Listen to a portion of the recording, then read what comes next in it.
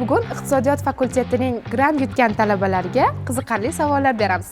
Birinchi marta grant yutganimni aytganimda uydagilar xursand bo'lishgan, chunki men buni oldindan niyat qilib kelgan edim va ular ham juda ham xursand bo'lishdi. Birinchi o'chirda oyimga aytdim, undan keyin adamlarga aytdim. Ko'proq kelajakdagi ishlarimga rivoj tilab qolishdi.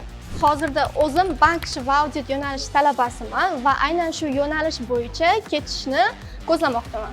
Albatta nasib bo'lsa o'zim tanlagan, o'zim yoqtirgan mutaxassislik bo'yicha, ya'ni iqtisodchi sifatida faoliyat olib borishni niyat qilganman. Xudo xolasa, bankda ishlash niyatim bor. Yaxshi o'qib, albatta. O'zim yo'nalishim buxgalteriya, hisob va audit. Shu yo'nalishdan ketish niyatim bor, ya'ni buxgalter bo'laman. Universitetda o'qish ancha-muncha o'zgartirdi, chunki bu yerda men yangi do'stlar orttirdim, yangi bilimlar orttirdim va hammaga tavsiya qilaman.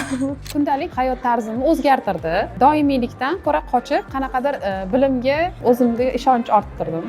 100% oladigan bo'lsak, shu 90% o'zgartirdi. Birinchi bo'lib o'zligiga ishonch, keyingi o'rinlarda qo'ygan maqsadligiga yarasha qadam bosish. Birinchi o'rinda bilim, omad va uydagilarning duosi. O'zingizga ishonch, bilim, ota-onaning duosi.